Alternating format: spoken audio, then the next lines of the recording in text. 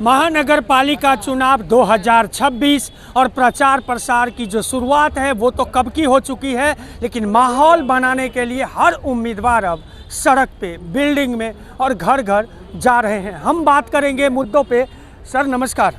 नमस्कार। क्या कहेंगे इस बार की महानगर पालिका जो चुनाव हो रही, किन मुद्दों पे लड़ रहे हैं आप लोग? और ये प्रभाग 16 की बात मैं कर रहा हूँ। प्रभाग 16 का हमारा कुछ प्लान हम लोग ने तय किया है। हम जहाँ जहाँ मीटिंग पे देते हैं उधर बात करते हैं कि हम विकास कैसे करना चाहते हैं। हम लोग जिधर खड़े हैं उधर अपना एक ओवरब्रिज होने वाला है, वो सैंक्शन हुआ है, टेंडर भी निकला है। तो लोगों को, जनता को हम लोग जो बात है इधर की विकास की, हम पहुँचा रहे हैं।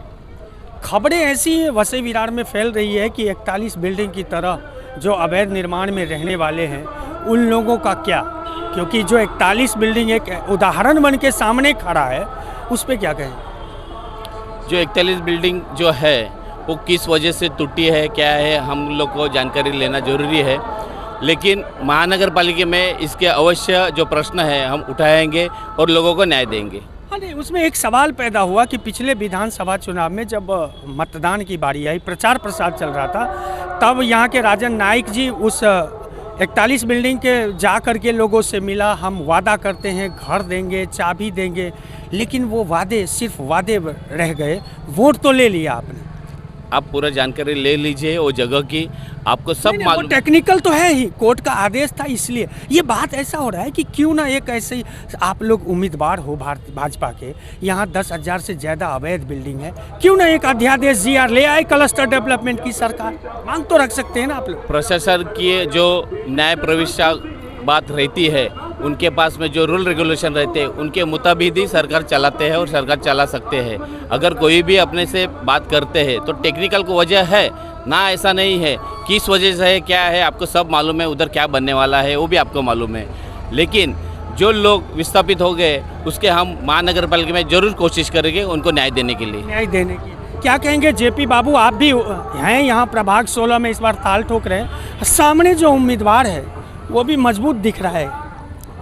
पहले तो मैं अपने पार्टी का धन्यवाद दूंगा कि पार्टी ने मुझे पर विश्वास करके हम साथ 4 कैंडिडेट को दिया है, जिसमें नीलेश जी भी हैं, बंटी तिवारी जी भी हैं और निकम जी हैं। अभी जो उम्मीदवार की बात कर रहे हैं आप, जिस उम्मीदवार की, वो उम्मीदवार का इतिहास आप लोग को पता है, आप पत्रकार हैं, आप लोग को पता है कि क्या रहा है।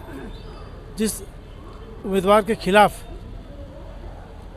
हमारे वर्तमान उस समय के तत्कालीन विधायक आदरणीय हितेश ठाकुर जी ने विधानसभा में क्वेश्चन उठाया था, प्रश्न किया था कि इस गुंडे और माफिया को यहाँ पर कैसे काम कर रहा है, इस तरह की बहुत सारी शिकायत थी। उन्हीं को टिकट दे दिया अपनी पार्टी में बुला करके।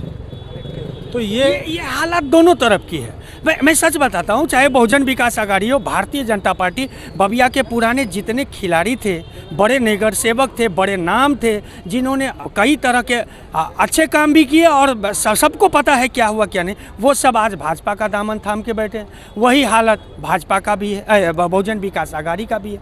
मैं झूठ नहीं बोल रहा हूँ, ये सच है और कड़वी सच्चाई। भीतरघात कितना झेलेंगे आप लोग? देखिए, ये जो कह रहे हैं आप, उसमें कुछ सच्चाई होगी, मैं नहीं कहता कि सच्चाई नहीं है, मगर जो हमारे पास उम्मीदवार हैं, मैं खास करके इस प्रभाग की बात करूंगा, 16 की। हाँ, तो हमारे साथ जो उम्मीदवार हैं इस समय वर्तमान में जो हमारे साथ चल रहे हैं, ये सारे उम्मीदवार स्वच्छ छवि के हैं, साफ सुथरी छवि के हैं और इन पर किसी प्रकार का कोई दाग नहीं है।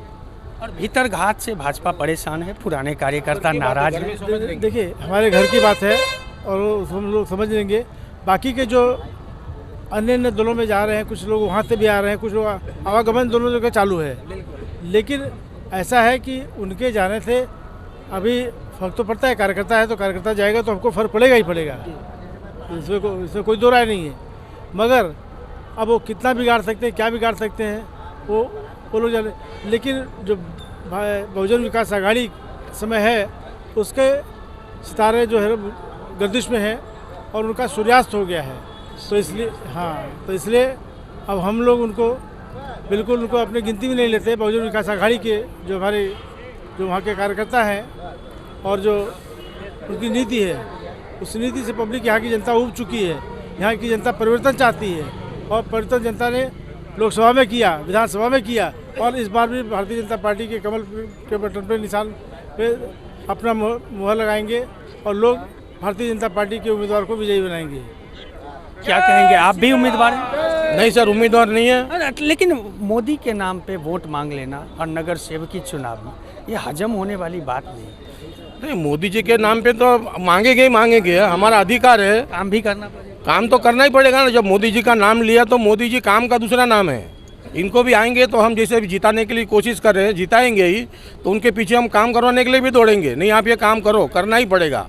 और जैसे आपने पूछा कि भाजपा में ऐसे यहाँ के वहाँ गए वहाँ के, वो हमारे ये सबने देखा है सर, पूरे वसे विरार देख रहा है, आम पब्लिक देख रही है, पूरी महाराष्ट्र देख रही है कि कितने इधर से इधर हो रहे हैं। ये हमारे घर की बात है। रूठे है तो मना लेंगे, फिर वापस आ जाएंगे और कभी न कहीं कॉम्प्रोमाइज़ हो जाएंगे।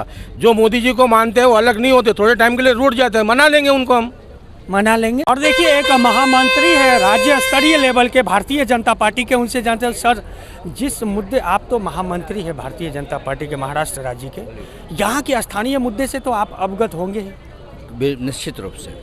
अच्छा, निश्चित रूप से यहाँ सबसे बड़ी समस्या आपको क्या दिखा और लोगों ने क्या जानकारी दी आपके पार्टी के लोग? ऐसा है कि समस्या सबसे बड़ी और सबसे छोटी की बात नहीं है। जो भी समस्या है, छोटी समस्या बड़ी समस्या, उसी का निवारण करने के लिए ट्रिपल इंजन आवश्यक है। कारण केंद्र में हमारी सरकार है, राज्य में हमारी सरकार है और महापालिका में भी अगर भाजपा की सरकार आती है तो निश्चित रूप से हमें काम करने में सुविधा होगी। हमारे प्रतिनिधि जो काम करेंगे निश्चित रूप से, और समन्वय बनेगा विकास का। क्योंकि क्या होता है कि जब अलग अलग पार्टियों के पैनल लोग चुन के आते हैं तो क्या है, कहीं न कहीं एक समन्वय नहीं बन पाता है और विकास का काम अवरुद्ध हो जाता है, मार्ग अवरुद्ध हो जाता है। इसलिए आवश्यकता ये है कि हमें यहाँ पर भी वसई विरार में भी भारतीय जनता पार्टी की सरकार बने ताकि यहाँ का विकास हो सके और छोटी या बड़ी समस्याएं जो है सभी का निराकरण हो सके। इस चुनाव को लेकर के 2026 की महानगर पालिका है, यहाँ 10,000 से ज़्यादा झुग्गी झोपड़ी अवैध निर्माण में रहने वाले लोगों एक आशा की किरण देख रही है कि भारतीय जनता पार्टी, पूर्व विधायक जी ने 41 बिल्डिंग में रोया था सर, चाबी देने का वादा किया था, तो क्यों ना आप लोग सरकार में एक GR ला दे, क्लस्टर डेवलपमेंट का अध्यादेश ला दे। ऐसा है, पूरे देश में आप देख रहे हैं कि प्रधानमंत्री आवास योजना में लाखों लोगों को घर मिल चुका है और लाखों लोगों को और मिलने वाला है और इसमें किसी प्रकार की कमी नहीं आने देंगे। यदि यहाँ पे भी हमारी सरकार बनती है तो निश्चित रूप से उस चीज़ को हम और तीव्र गति से और अच्छे ढंग से जो प्रधानमंत्री आवास योजना है उसका वितरण उन सभी लोगों को दिया जाएगा। जैसे कि मोदी जी ने कहा है कि हम हर व्यक्ति को घर देंगे जो भी बेघर है, तो उस प्रक्रिया पूरे देश भर में चालू है और बड़े अच्छे स्तर पे चल रहा है। उसका काम बहुत अच्छा है। वसई विरार में उसका अभी तक इसलिए कि पावर में हम नहीं थे, अब वही पावर में आए हैं विधानसभा में, अब सरकार बनी, यहाँ से हमारे सभी तीनों विधायक चुन के आए हैं। निश्चित रूप से हमारी महापालिका में भी सरकार बनेगी और तब उस योजना को क्रियान्वयन हम कर सकेंगे अच्छे ढंग से। क्या कहेंगे? परिवर्तन होना है। हाँ, परिवर्तन होना है। परिवर्तन कैसा होना है? 2,500 परिवार को खोके होना है? नहीं, ऐसा नहीं है। इसमें हमारे दोनों विधायक जो है वो तत्पर हैं, वह ऊपर जो है बात भी कर रहे हैं और लोगों की समस्याओं के साथ जुड़े भी हैं।